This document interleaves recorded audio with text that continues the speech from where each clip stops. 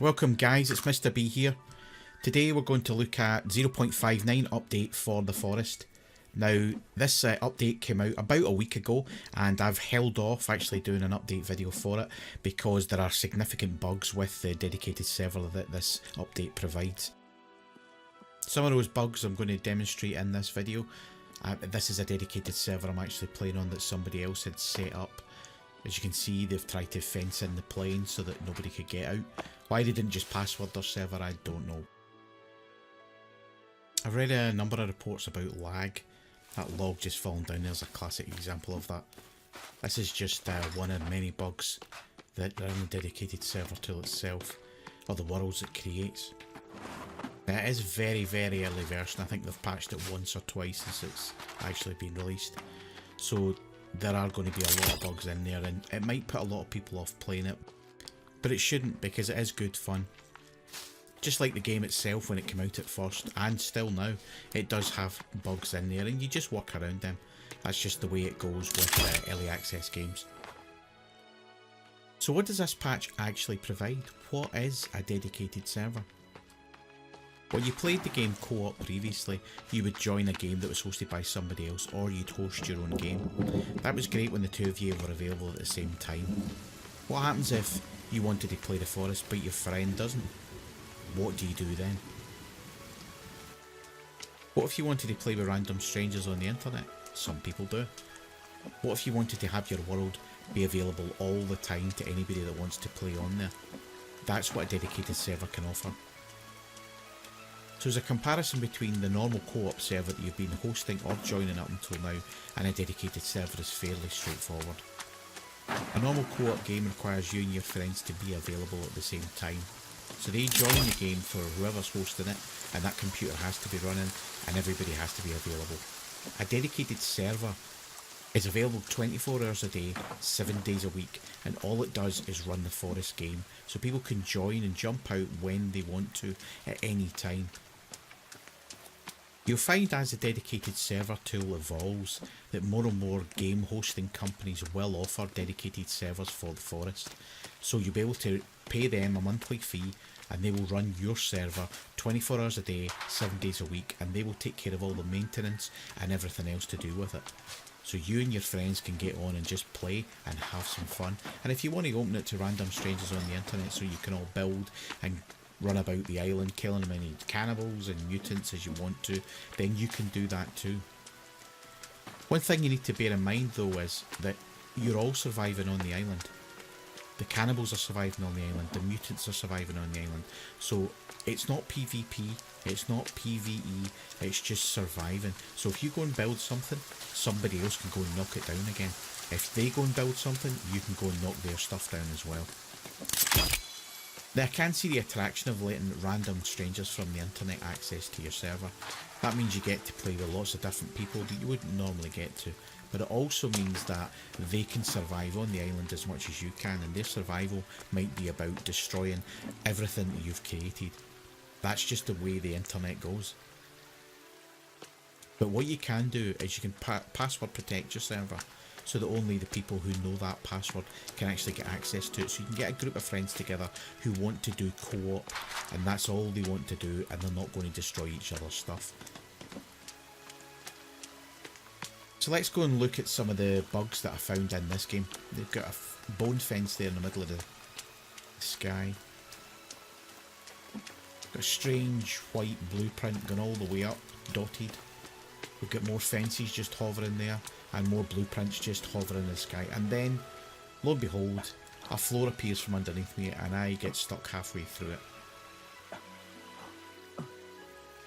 The floor's also got holes in it, and I've seen these holes appear when updates for the game come out.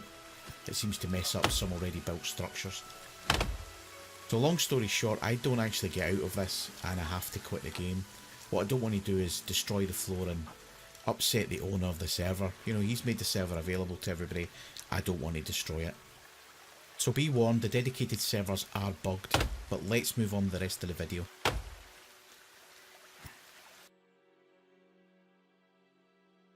Let's just do a quick summary of the steps we're going to go over in the video today. Step 1. We're going to install the dedicated server tool from the Steam client. Step 2, we're going to get a server login token from Steam itself, and that will allow us to run the dedicated server. Step 3, we run the dedicated server tool just once to create a default configuration file. Step 4, we will actually amend the default configuration file that was created in Step 3. Step 5, we need to forward ports from your router to your dedicated server machine.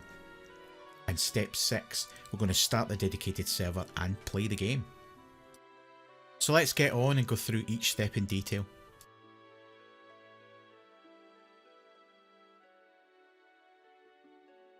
In the Steam client, go to the library menu, click Tools, and search for the Forest Dedicated Server. It will be under F, and right click. Install game. Click Next. And then click Finish. And let the tool download. While the tool is downloading, we'll move on to the next step. We need to get a server login token from the Steam website to be able to put it into the dedicated server configuration file. The page on the Steam website that you need to visit to get your server login token is on the screen now, and I've also put it in the description. Note that I've shortened the URL so that it's easier to type. Once you click the URL and log into the Steam website, you will see this page. And what you have to do is you have to complete the fields at the bottom of the page to create your server login token. Now you have to enter the app ID for the Forest game, which is on the screen now. Enter a description for your server and then click Create. Steam will then generate a login token for you, which you can use to put into the configuration file for the dedicated server. So highlight the login token and copy it to the clipboard, and we'll use it later on.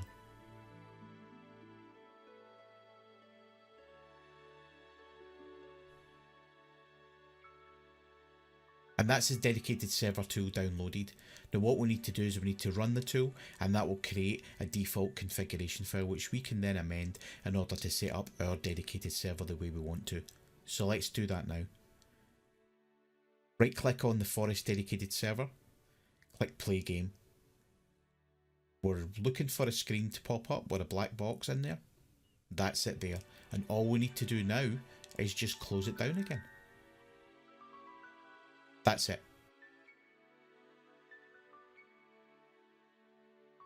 So once you've done that, open Windows Explorer. And then in the address bar, I need you to type the following. %userprofile, all one word, end with a %, /Appdata. Press enter. That brings you to these folders here. Now you just double click LocalLow, SKS, the Forest Dedicated Server, DS. And in there is a server.cfg file that was created earlier when we ran the dedicated server tool. So we need to amend this file. So in order to do that, we need to double click it and open it with Notepad.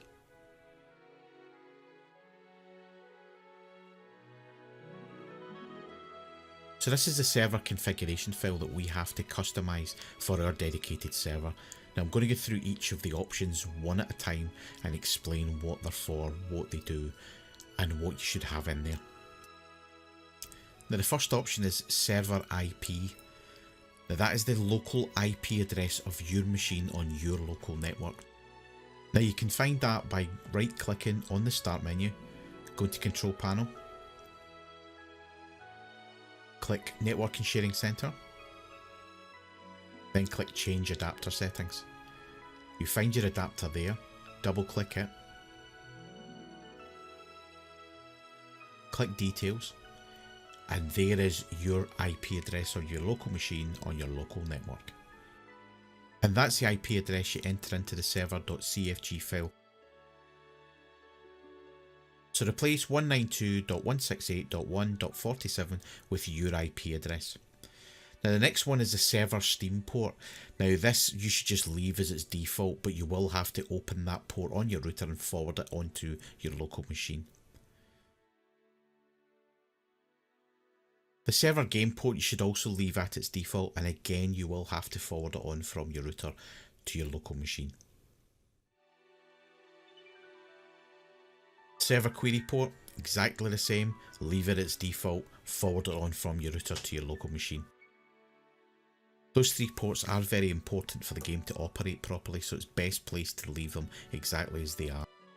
Next we have the server name. Now the server name can be anything you want it to be. That's the name that will appear in the dedicated servers list within the game itself. Server players is a maximum number of players that can be in your server at any one time. As you can see, the default is 8. Here you can enable Valve's anti-cheat system or leave it disabled as it is by default. Now I will put a link in the description for more information on the Valve anti-cheat system. To password protect your server so it can only be used by those who know what the password is, enter the password in the configuration file there. The server password admin field is for you to type a password in for the administrator of the server, which will probably be yourself, so only those who know that password will be able to administer the server. Server Steam account is where we paste in the Steam login token that we retrieved earlier on from the Steam server management page. Server autosave interval, pretty self-explanatory. The game will save itself every, in this case, 15 minutes.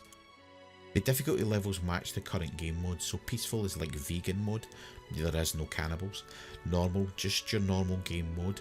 Cannibals, mutants, everybody's around, but there's not that many of them, they're not that difficult to kill. Hard mode is full on intense, lots of cannibals, lots of mutants, more difficult game to play overall. Init type tells a server what it must do when it starts. If you set this to new, it will start a new game each time. If you set it to continue, it will actually load a save game from the slot on the option below it. Slot specifies where the dedicated server will save its game to. The init type above, if it's set to continue, will actually load its game from whichever slot number you set here. Show logs is fairly self-explanatory. If it's on, they're shown. If it's off, they're not. Server contact should be the email address of whoever administers the server so that users can get in contact with them. Once you've finished editing the configuration file, very important to save it. Now we need to do some port forwarding from your router to the machine that's running the dedicated server. Every router is different in how you configure port forwarding. So go to the website portforward.com and have a look in the list for your router. Once you find it, click the link and it will show you how to forward ports on from your router. The ports you need to forward on are the ones in the dedicated server configuration file we looked at earlier, namely the server Steam port, the server game port and the server query port.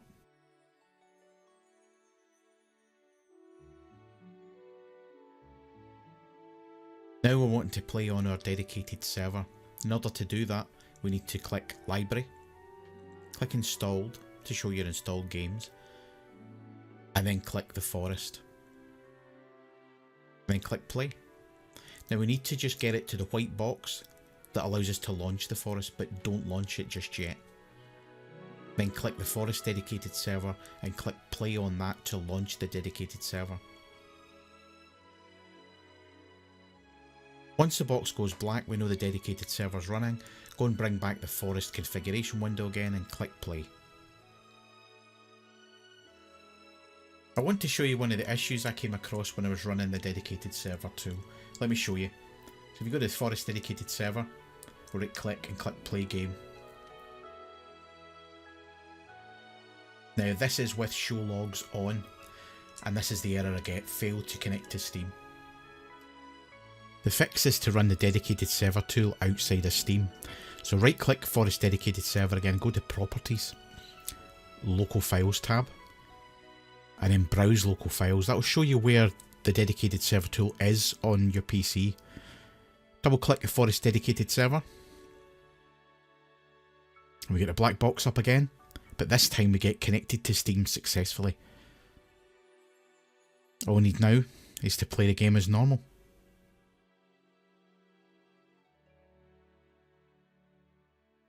And here we are in the game. Click co-op, click join game to see a list of all the servers. We want to see the internet ones, so dedicated servers in the internet, so click dedicated internet. And then to find yours, just enter the filter by name, Mr. B's House of Fun. Fun for all the mutant and cannibal family. So just click the join button. And as you know, we've passworded our server, so type in the password here.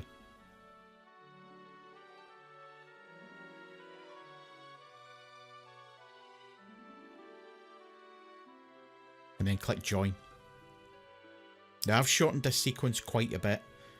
It took around 10 minutes to me to connect to my dedicated server and get this screen. But we did eventually get into the game.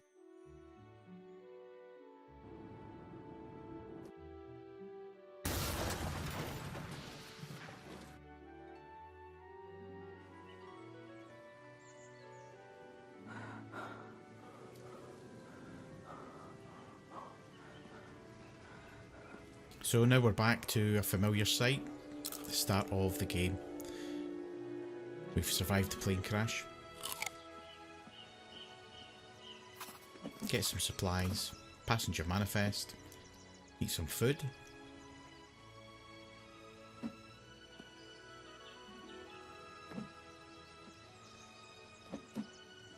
Gather everything that's available on the plane.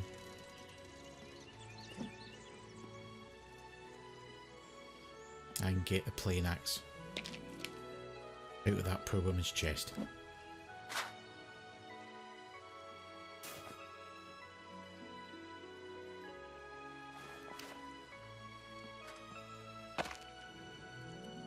So there you have it, your very own dedicated server. I'm going to leave the video here, guys. If you liked the video, please subscribe to the channel, share the video and leave me a comment. It's very, very much appreciated. And as always, enjoy the forest and be careful out there.